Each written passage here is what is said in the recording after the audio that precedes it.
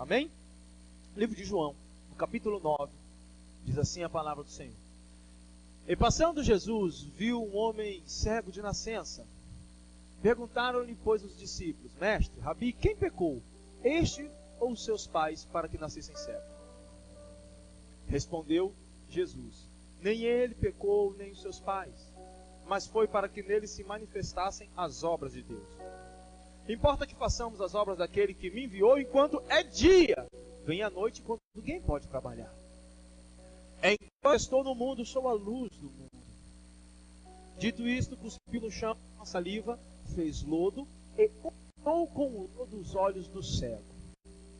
E disse-lhe: Vai, lava-te no tanque de Siloé.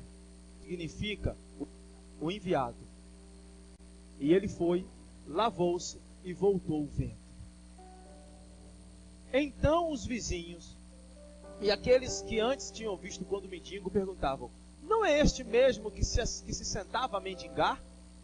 Uns diziam: É ele. E outros: Não é, mas se parece com ele. E ele dizia: Sou eu.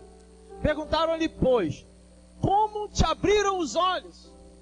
Respondeu ele: O homem que se chama Jesus fez lodo, untou-me os olhos e disse-me: Vai a Siloé e lava-te. Fui, pois, lavei-me e fiquei vendo. Vamos para o versículo 24, por favor. Versículo 24. Então chamaram pela segunda vez o homem que fora cego, e lhe disseram: Dá glória a Deus, nós sabemos que esse homem é pecador. Respondeu ele: Se é pecador, não sei. Uma coisa eu sei, eu era cego e agora vejo. Eita! Tem uma música, e essa música ela foi feita no período em que os escravos, os negros, estavam trabalhando, iam sendo comercializados nos Estados Unidos, na América do Norte, eram vendidos.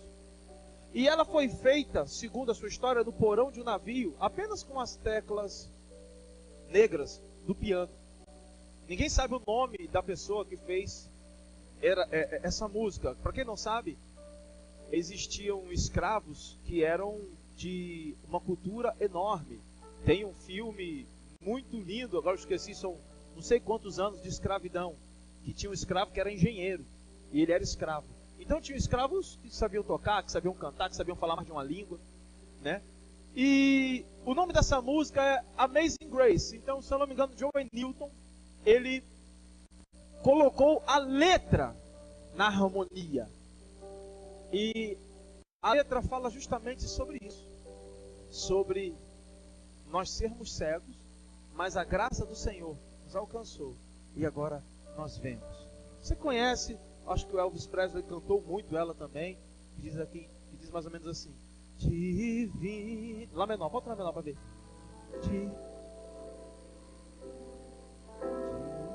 Divina graça desce do céu, que a mim, pecador, salvou. Perdido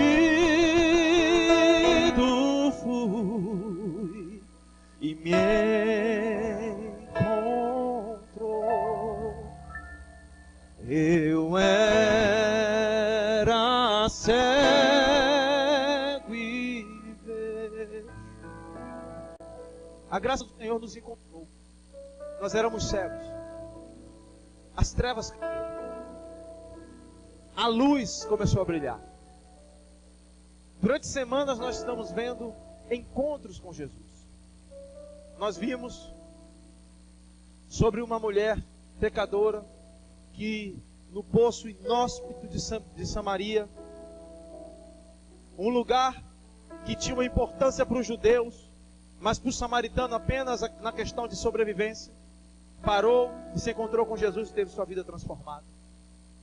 Nós vimos a história de um homem, um doutor da lei, um discípulo que queria seguir Jesus de longe, que mais tarde interviu no Sinédrio a favor de Cristo, E Cristo não julgando, compreendendo que ele só poderia se encontrar com ele à noite. Nicodemos, se encontrando com Jesus, aprendeu o que era esse anoten, que é nascer de cima, nascer do alto, nascer da água e do Espírito.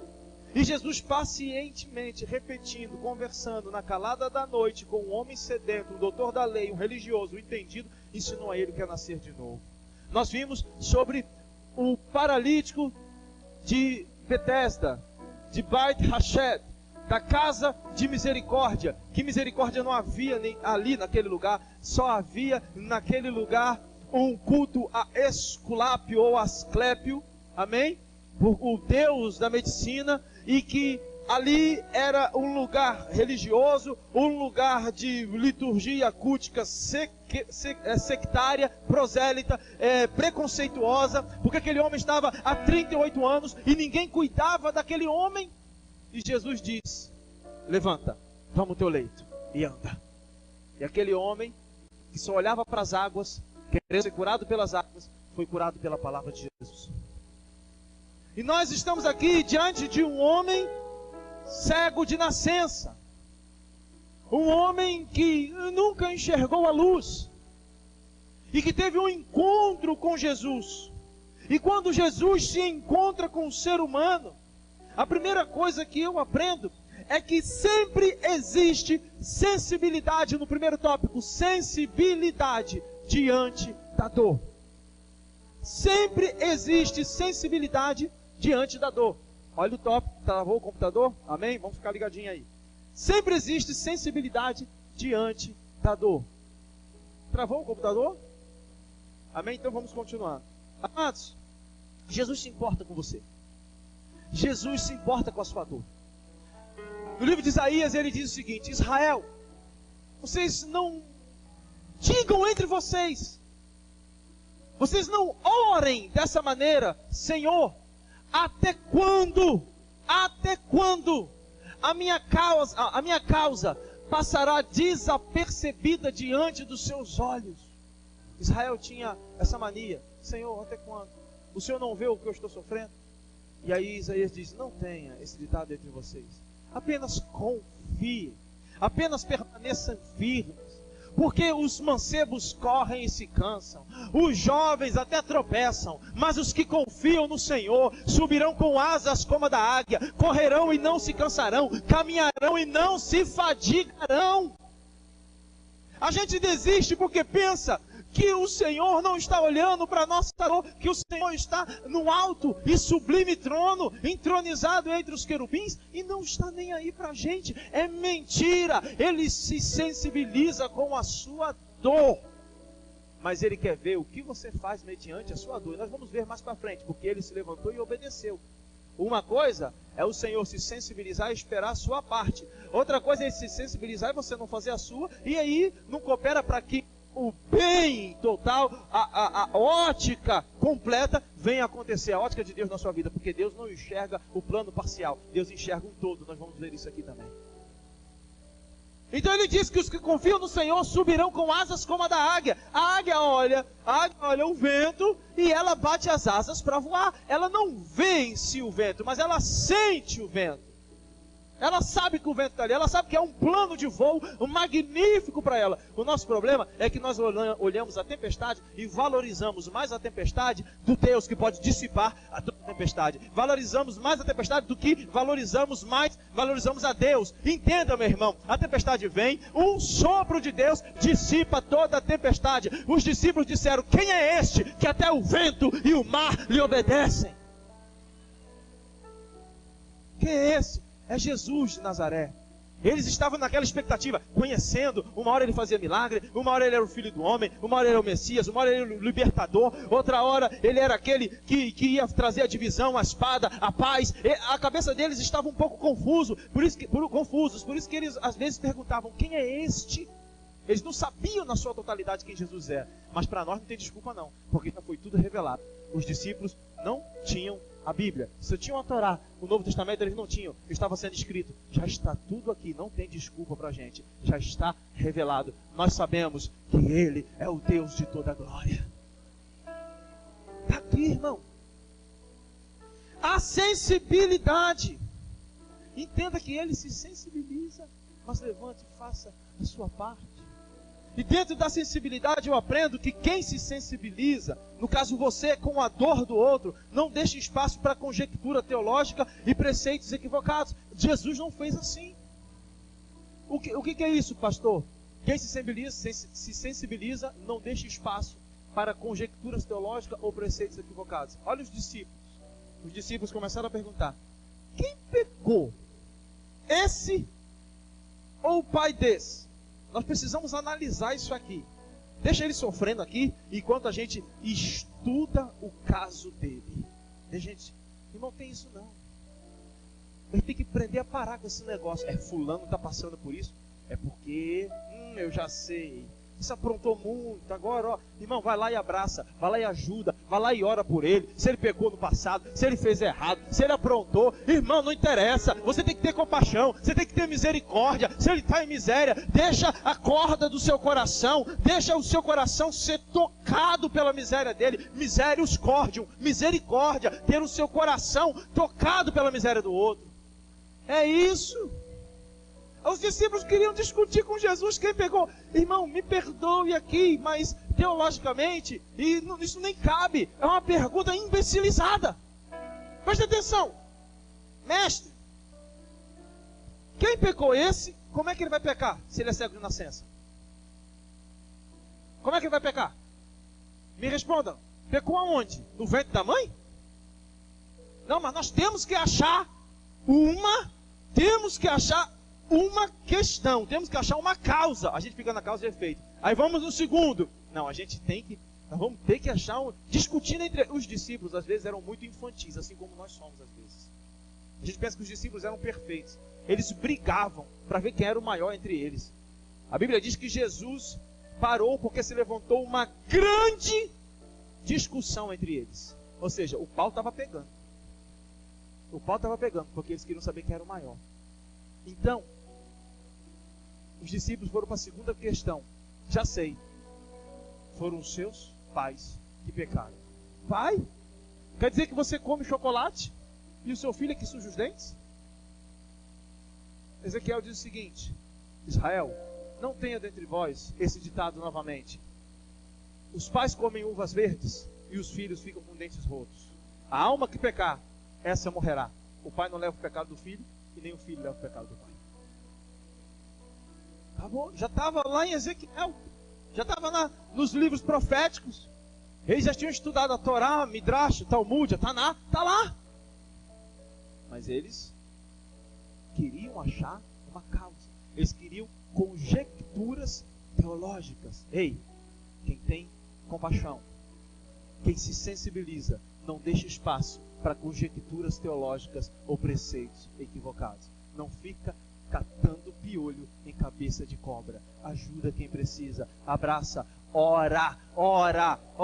Tem um coração liberal, ore. Irmão, não é fácil você orar pelos seus inimigos, mas a Bíblia diz para orar. Amém? Não, mas o Senhor sabe, o Senhor me conhece. Não, irmão, não é. Sabe por que seguir a Deus às vezes é difícil? Porque a gente é muito difícil. Nós somos difíceis de crer e obedecer logo. Queremos um porquê, um pra quê e tudo. Amém? A segunda coisa que eu aprendo é que a confiança para o futuro é sempre real. E não há dúvidas. Como eu encontro com Jesus, eu tenho confiança para um futuro que é sempre real. E não há dúvidas. Vamos para o versículo? O versículo diz o seguinte: disse Jesus, nem ele e nem seus pais pecaram, mas isso aconteceu para que a obra de Deus se manifestasse na vida dele. Confiança no futuro. Jesus estava dizendo o seguinte: ei, nem ele e nem o pai dele, vocês estão olhando a situação, eu estou olhando lá na frente, eu estou olhando todo. Nem ele e nem os pais deles, mas para que a glória de Deus se manifestasse. Nós enxergamos o aqui e o agora. Jesus já viu lá na frente. O seu futuro já aconteceu. Há um ditado que eu amo: quando o futuro quer se realizar, ele procura uma pessoa. O futuro quer acontecer, meu irmão.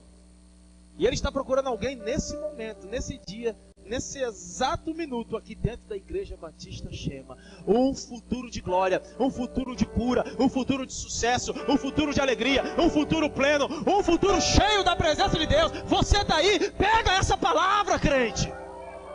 Oh, aleluias. Eita, deixa Deus te achar aí. Vamos aplaudir igual crente? Aplaude o Senhor bem direito. Oh, aleluia.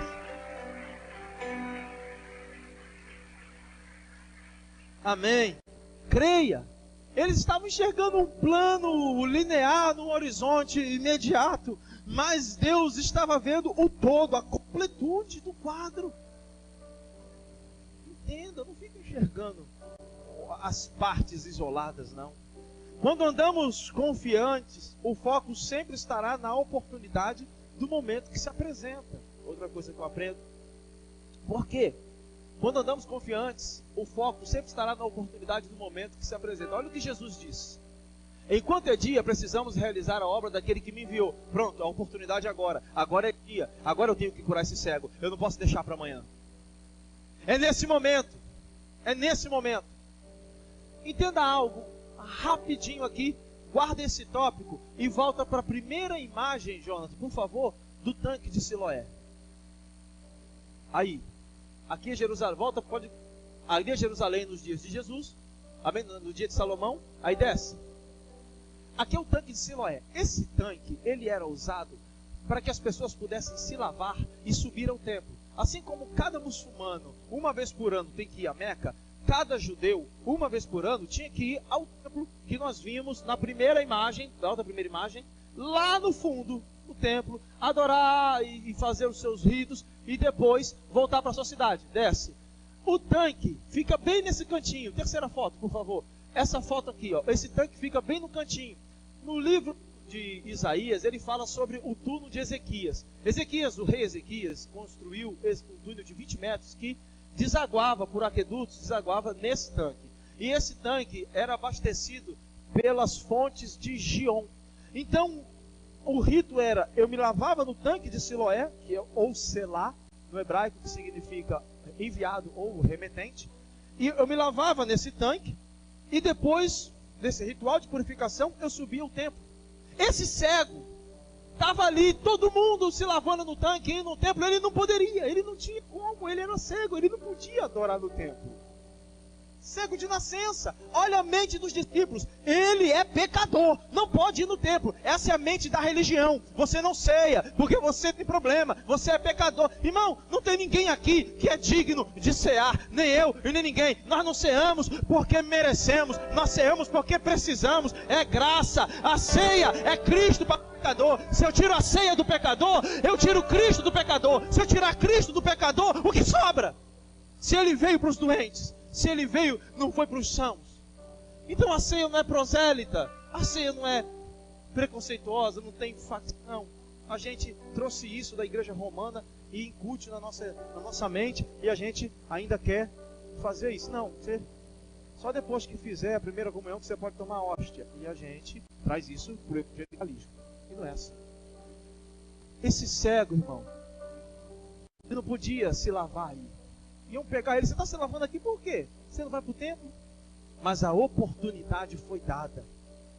Volta lá para o tópico 2.1. Entenda, agora a hora é já, o momento é agora. Qual a oportunidade que você está perdendo? Oportunidade de vida. Tem gente que anda, irmãos, presta atenção. Durante muito tempo, a igreja andou na frente. Deixa eu traçar um paralelo aqui. Durante muito tempo, a igreja andou na frente. Tudo que passava tinha que ter censura. A igreja era que censurava. A igreja era que estava em Hollywood. Quando as coisas começavam. Os crentes começaram a dizer: isso não é pra gente. Olha o que se tornou a indústria cinematográfica dos Estados Unidos. Pornografia explícita, pornografia disfarçada, pornografia subliminar, tudo. Os crentes foram quem fundaram Harvard, Oxford, Yale, Cambridge. As melhores faculdades do mundo foram fundadas por pastores.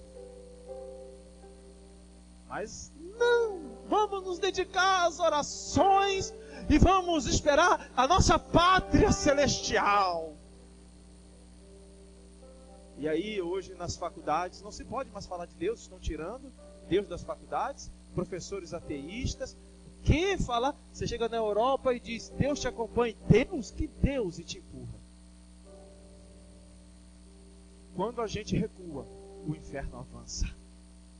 A Bíblia diz que as portas do inferno não prevalecerão sobre a igreja. Você pensa que o inferno é louco de vir na igreja? A conotação no original grego é como as portas do inferno trancadas e os filhos de Deus arrombando as portas do inferno, e elas não podem prevalecer porque eles arrombam e saqueiam as vidas que estão no inferno. Não é o inferno entrando na igreja e a igreja dizendo, não entre aqui, mas venham me ajudar. Não, é ao contrário, é a igreja entrando e saqueando o perdido, saqueando o que está nas trevas, saqueando aqueles que estão em dor, aqueles que estão doentes, aqueles que estão viciados. Essa é a ideia. Mas a gente quer esperar o inferno vir para a gente se defender. A melhor defesa, meu irmão, é o ataque. Você tem que aprender a entender o que é avançar. Avance. Avance. Aproveite a oportunidade. Volta para o versículo. Versículo.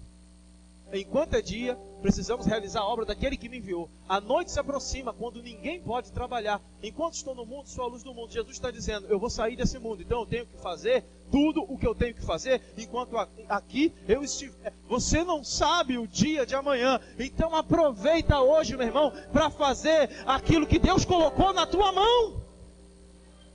Amanhã eu faço, eu vou esperar tal coisa acontecer. Se você não for fiel com o que você tem, você jamais será fiel com as coisas grandes que Deus quer te dar. Uma pequena coisa é uma pequena coisa, mas a fidelidade em uma pequena coisa é uma grande coisa. Se eu não me engano, Rick Warren, essa frase é dele. Uma pequena coisa é uma pequena coisa, mas a fidelidade em uma pequena coisa é uma grande coisa. Não, eu vou esperar para ofertar, para doar, para fazer quando o meu salário aumentar, porque agora eu só posso por R$5. Agora você acha que Deus está olhando para a quantidade, Deus está olhando para a sua fidelidade, Deus está olhando para o seu coração, porque cada um oferta aquilo que é, para depois ofertar aquilo que tem. Tem uma criança que todo domingo de manhã, ela oferta aqui pipoca. Sério, ela vem, corre. Os pais vêm à noite, eles estão aqui, eu não vou contar, não vou falar, e ele vem com a avó de manhã, e aí, para poder, porque depois do culto, ele está sentado, daqui a pouco ele sai correndo com a pipoca, e coloca no gasofilácio, daqui a pouco ele não se contenta, eu acho que ele recebe a palavra profética, ele diz assim, é para mim, Jesus. Aí ele vem e pega outra e coloca ali, quando você abre o gasofilácio, tem pipoca, tem um bilhetinho, tem não sei o quê. Irmão, Deus está olhando o coração daquela criança, porque na África, em muitas tribos, as pessoas ofertam galinha, ovo, ofertam abóbora, tomate, metade de um tomate. Irmão, o coração do homem, Deus não rejeitou a oferta de Caim, Deus rejeitou a Caim. Entenda, fidelidade. Primeiro é você, depois o que você tem. Porque quem oferta o que tem, sem ofertar o que é, oferta com semblante caído. E Deus disse, por que está o teu semblante caído? Caim. Entenda. Irmão, aproveita o momento que Deus está dando para você. O que Ele está te dando. 3. Quando há um encontro com Jesus, o surpreendente, o imprevisível pode acontecer a qualquer momento. Versículo 6. Tendo dito isto, ele cuspiu no chão, misturou a terra com saliva e aplicou nos olhos do homem. Existiam muitas coisas parecidas, mas não algo idêntico a isso. Eles untavam com azeite de oliva, que era um dos azeites para curar. Existia unção sacerdotal com óleo para aquilo e tal. Eles untavam com pasta de figos, que era conhecido como pasta para curar também. Mas cuspir, irmão, entende? Você está lá cego, é uma pessoa que você não conhece. Taca-lhe uma cusparada no chão, mexe no barro e bota no teu olho. É inesperado. não é casual, não é usual, não é comum, é extraordinário. Nós às vezes queremos ficar, sabe, naquele negocinho. Quarta-feira a gente tem vivido um escudo louco aqui, quarta-feira. Quarta-feira um prega, outro vem ministra. Quando a gente pensa, Deus está tranquilo, né? Quando vê, acontece, um chora, o outro deita, o outro... Rapaz, quarta-feira nós terminamos aqui de joelho. Eu mesmo de joelho não conseguia levantar, foi tremendo. Porque não podemos, nós temos que ter regra, temos que ter ordem, temos que ter decência, mas não podemos ser engessados, irmão. Não, eu sou assim, engessado. Eu estava esses dias esses dias eu estava nesse lugar, mas dessa vez faz uns 9 anos já. Eu estava com um pastor seminarista, amigo. E começou aquele mover do Espírito na igreja e tal. E eu estou vendo ele se coçando na mesa. Era um café de pastores em Santa Catarina. E ele assim se coçando. E ele olhava para mim, olhava assim. E eu falei, eu vou me conter para não escandalizar o irmão. Mas eu estou com vontade aqui de dar um xalabarachaias, um negócio. Eita Deus, eu vou estar aqui. Aí eu falei, irmão, você está entendendo o que está acontecendo? Eu com medo dele. Ele falou assim, pastor, eu não estou entendendo nada. Mas eu já disse, se for de Deus eu quero tudo que é de Deus, ainda que eu não entenda. A gente quer entender, a gente quer racionalizar. Existem certas coisas que são esdrúxulas. Existem falcatruas, existem pilantragens, existem baínas, existe um monte de coisa, existe meninice. Mas, meu irmão, entenda que Deus não se move conforme os nossos parâmetros.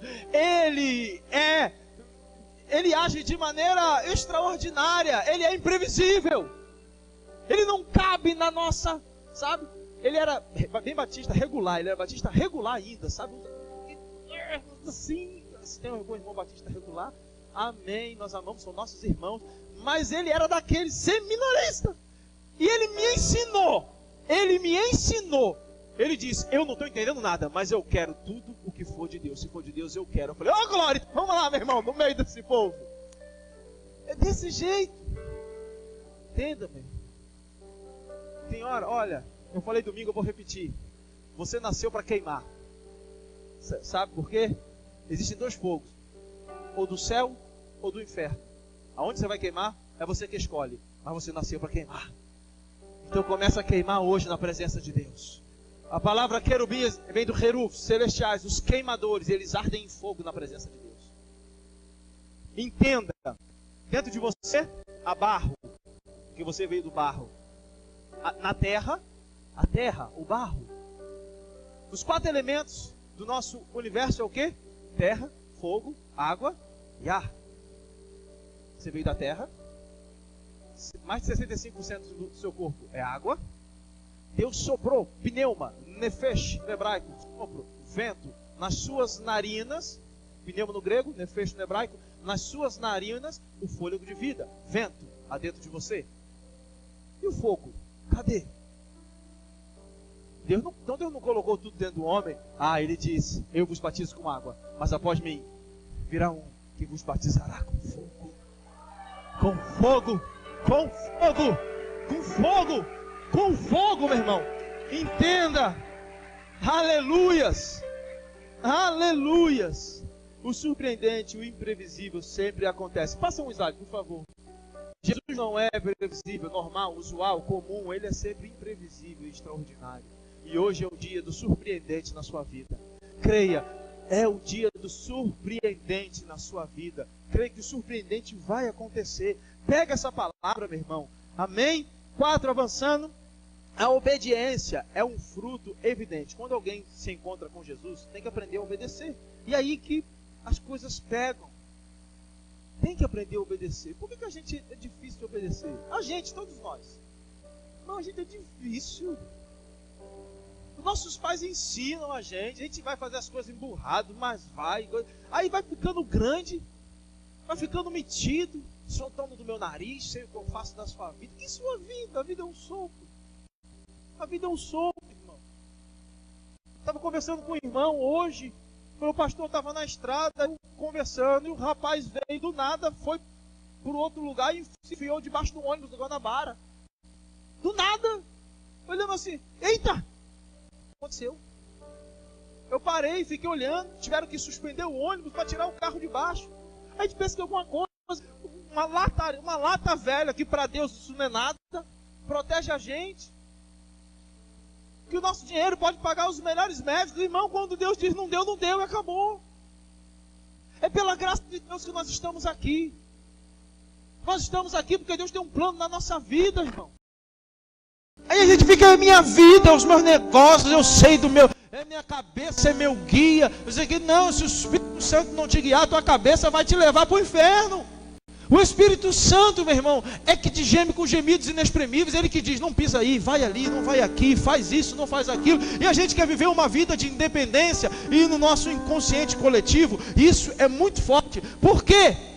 Porque a gente aprende no colégio que é independência ou morte.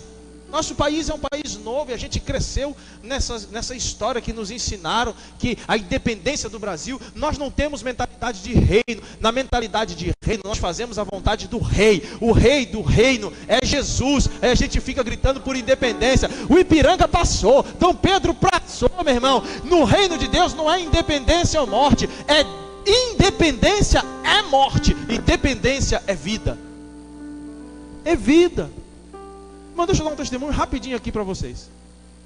Quando a gente começou essa igreja, eu ganhava quase, junto com a minha esposa, R$7.800. É um salário ruim? Não é. Quando nós abrimos mão de tudo, para começar, sem ganhar nada, até hoje, nós estamos vendo como está na justiça o fundo de garantia. Nem isso foi liberado. Irmãos, para você começar a ganhar nada, eu falava assim, nós somos dependentes de Deus. Nós somos dependentes de Deus. Pensava que era. A gente pensava que era. Irmãos, a gente veio aprender o que é ser dependência de Deus. Tem 2 anos. Nunca nos faltou nada. Nunca nos faltou nada. Tanto irmãos da igreja abençoando, tanto irmãos de fora, de outra igreja, tanto pessoas, gente de outros estados, gente. Irmão, Deus já fez um milagre, coisas grandes, irmão. Já veio gente de outro estado, vem passar 2 dias aqui, assistir o culto, pastor, olha que Deus mandou dar. E coloca 5, 6, 7, 8 notas de 100 no bolso. Quando chegar em casa de Jesus. Irmãos, quando a gente está disposto a obedecer, as coisas acontecem. Sabe o que eu faço hoje? Eu fiz isso, comecei a fazer semana passada. Eu dei uma geral no carro esses dias. Eu falei assim, Deus, esse carro não é meu, esse carro é seu. O motor desse carro está ruim. É seu, que está passando vergonha é o senhor. Senhor, a suspensão, quando eu dou carona para os irmãos, fica... Tá ruim esse negócio. O senhor dá um jeito aí. E esse pneu, eu estou entrando de lado nas curvas. Não está dando certo, está no arame. Esses dias, eu me molhei todo, abandonei o carro no meio da rua quando furou o pneu. Naquela chuva que deu Juazeiro, eu abandonei o carro no meio da rua, furou o pneu e fui para casa, embora. Falei, Senhor, não vou passar por isso de novo, não. O Senhor dá um jeito. Irmãos, os 4 pneus estão tudo zero. Suspensão foi feita. Bico, como é que é o negócio? Foi lá foi em cima, bico, como é que é? Limpeza de bico, não é isso? Limpeza de bico, não sei o que, bobina, cabo de vela, não sei o que. Ah, meu irmão, a gente tem que entender que as coisas que nós temos glorificam a Deus, mas nós precisamos obedecer a Deus. Obedece, isso é com qualquer um. É com o pastor? Não é com o pastor não, é com o irmãozinho que entrou na igreja agora. Você entrou agora, nunca entrou numa igreja. Obedece. E ainda digo mais, tem mais a chance de viver mais o extraordinário do que muitas vezes nós que estamos há 10 anos na casa do Senhor. Porque a gente parece que quanto mais velho vai ficando, mais teimoso fica. Vai ficando, né? Como é que chama? Craquento, aquele cheio de craca, cheio de coisa, vai ficando. Não, é porque eu tenho que entender. Irmão, entenda. Obediência é um fruto evidente na vida de quem se encontra com Jesus. Preste atenção em cima desse tópico. Quem estava falando com ele? Com o cego. Quem estava falando com o cego? Quem estava falando com o cego? Quem é Jesus? Deus, ou Filho de Deus, né? Pra gente, pro cego não. Pro cego era qualquer um que passava ali no caminho. Pra gente, Jesus é Jesus. Oh Jesus, eu te amo. Pro cego, é um que passou ali. Mais um. Rabino. Um mestre. Jesus não falou, eu sou o filho de Davi, eu nasci da Virgem Maria. Não.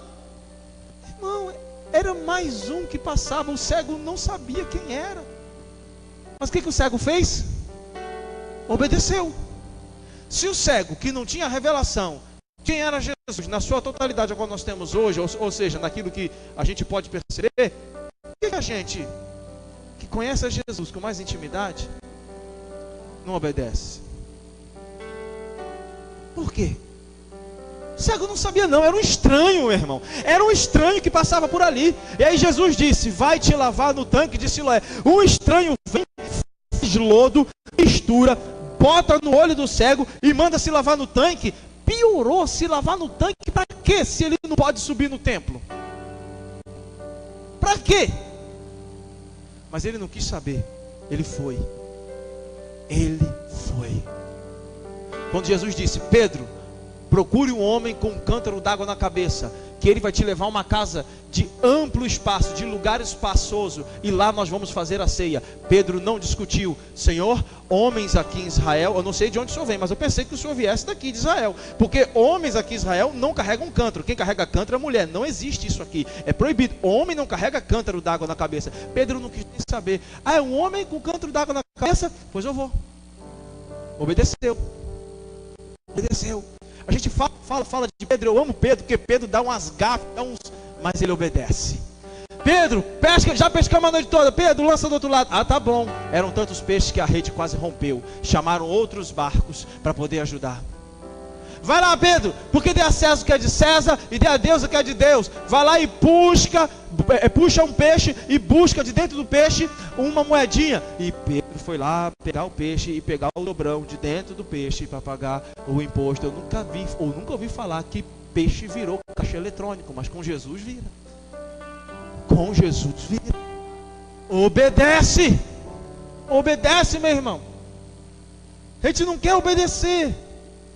Quando eu obedeço, 4.1, por favor. Quando eu obedeço, a visão se torna sempre uma nítida realidade. Amém? Quando eu obedeço, a visão se torna sempre uma nítida realidade. Eu não preciso ver para obedecer, eu preciso obedecer para ver. Quando eu obedeço, a visão se torna uma nítida realidade.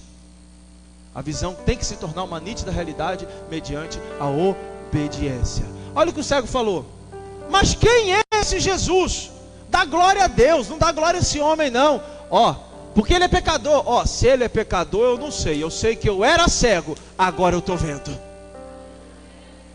Mas quem é esse? Para onde ele foi? Não sei. Eu sei que o que ele mandou fazer eu fiz. Eu era cego, agora eu vejo. Mas se esse homem é pecador, não faz isso. Eu não sei. Eu sei que o que ele mandou fazer eu fiz. E eu estou vendo se ele é pecador, se ele tem problema, se ele vem de Israel, se ele nasceu de virgem, se ele não nasceu de virgem, se diz que Jesus é isso, Jesus é aquilo. Não sei. Eu sei que eu obedeço a ele, irmão. Tem um filme saindo agora no cinema. Quem foi no cinema essa semana sabe. O trailer, Jesus quase num relacionamento sexual com Maria Madalena. Vai sair. Irmão, eu não quero saber se amanhã saísse uma notícia dos maiores teólogos. Jesus foi casado. Irmão, eu continuo amando do mesmo jeito, eu continuo crendo do mesmo jeito, eu continuo levantando a mão do mesmo jeito. Eu sei em quem eu tenho crido, eu sei o que ele fez na minha vida, eu sei o que ele tem feito na vida de cada um aqui. Não é o que os outros dizem que vai tirar a minha paixão, o amor, porque nem morte, nem potestade, nem principados, nem abismo, nem presente, nem o porvir, nem anjo, nem perigo, nem naufrágio, nem frio, nem nudez, nada me separará do amor que há em Cristo Jesus. Aleluias. Aleluias, aleluias, aleluias. O povo fica, mas Jesus foi casado. Irmão, Jesus tinha 3 anos para fazer o que fez. Tu acha que ele ia casar? Mulher toma o tempo da gente que só. Irmão, olha aí, nós estamos em minoria. Tu é casado? Amém, amém. Mulher toma o tempo. Jesus tinha, meu irmão, que fazer enquanto eu estou no mundo, eu sou a luz do mundo. Deixa essa mulher para lá, eu tenho que fazer a obra. O apóstolo Paulo diz, olha, quem for solteiro, cuida da obra do Senhor. Quem for casado, cuida da sua família. Vocês que são solteiros, eu aconselho que não casem. Mas se vocês quiserem casar, o apóstolo Paulo que está dizendo, não sou eu, amém? É Paulo. Então entenda, Jesus não tinha tempo para casar não. O povo fica querendo achar essas coisas. E último, aleluias, quando eu encontro com Jesus, quando Jesus se encontra com a pessoa, a minha identidade, ela é clarificada. Ele afirma e clarifica a minha identidade. Finalizando aqui, irmãos, antes de você ser um membro da Igreja Batista Shema, você é um filho de Deus. Antes de você ser crente que congrega aqui, você é um filho de Deus. Sua identidade não é eu sou crente da Igreja Batista Shema. Sua identidade é eu sou filho de Deus.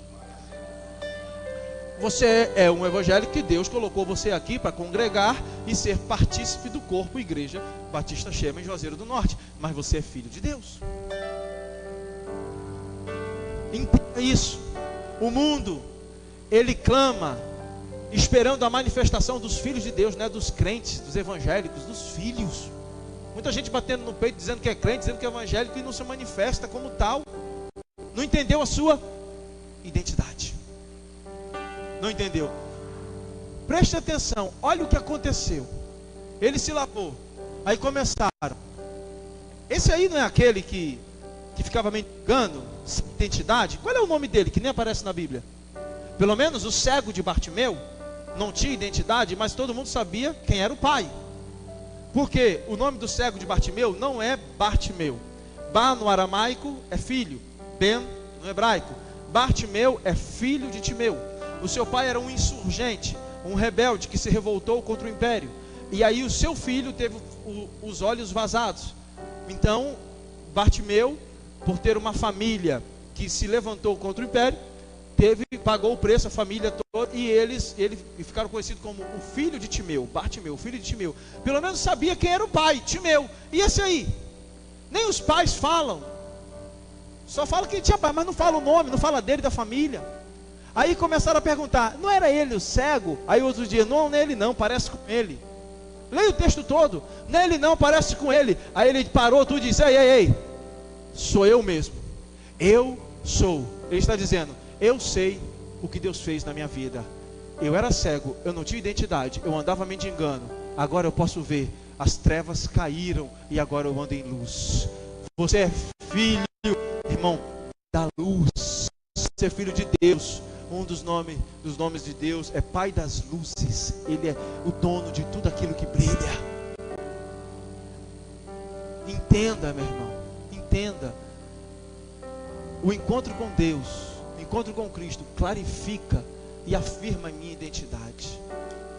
Entenda isso.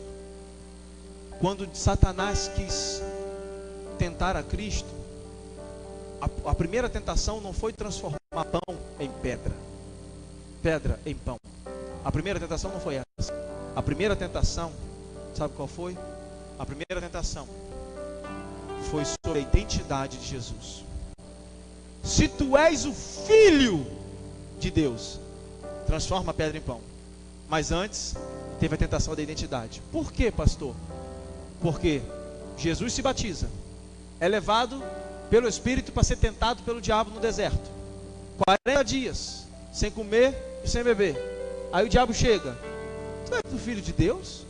Por que tu está nessa pendenga? Por que tu está sofrendo? Por que teu marido te largou? Por que tua esposa te maltrata? Por que teu filho não te respeita? Por que você não conseguiu emprego ainda? Por que teu patrão te humilha? É isso que o diabo fala com a gente. Se tu é o Filho de Deus, por que essas coisas acontecem? Irmão, transforma pedra em pão não.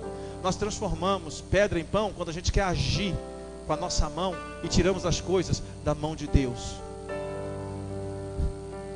O diabo veio falar isso para Jesus. Mas você olha no texto que você vai ver alguns versículos antes. Deus dizendo, este é o meu filho amado, que eu dou suspiros de amor, que eu me comprazo. Deus havia dado testemunho público da paternidade dele a respeito de Cristo. E o diabo teve a ousadia de chegar para Jesus e dizer: se tu és o Filho de Deus. Se o diabo foi até Jesus tentar ele na paternidade, tu acha que ele não vai tentar você?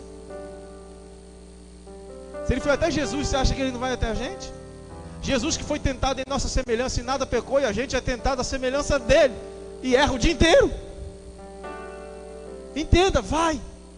Você diz: Satanás, eu sou filho do Deus Altíssimo, e o meu Pai me sustenta, me dá graça, e eu aprendi a andar em tudo contente, na alegria e na tristeza. Em tudo eu tenho contentamento. Tudo posso naquele que me fortalece. Não é poder fazer todas as coisas, não. É poder passar por tudo, por todos os momentos difíceis, e saber que você pode passar esse momento sem abandonar a Deus. Tudo posso naquele que me fortalece. Não é uma declaração ufanista, é uma declaração de sofrimento. O apóstolo Paulo estava sofrendo. Tudo eu posso naquele que me fortalece, inclusive passar por esse momento e não largar, e não blasfemar. Eu sei em quem eu tenho crido, eu sei quem é o meu Pai, eu sei que no presente, no momento ideal, no momento certo, que Ele julgar adequado, Ele vai vir e vai mudar o meu cativeiro. Entenda, meu irmão, creia, tenha fé, saiba que você é filho, e o Pai ama o Filho. Amém? Se coloque de pé e aplaude o Senhor. Aleluias. Siloé era o tanque aonde ele foi enviado, e acabou ele sendo enviado para muitos, porque a família começou a ver a glória, todos em volta começaram a ver a glória, e as coisas começaram a acontecer. Deus quer te enviar, seja enviado, meu irmão. Nós estamos fazendo a atitude 333 também.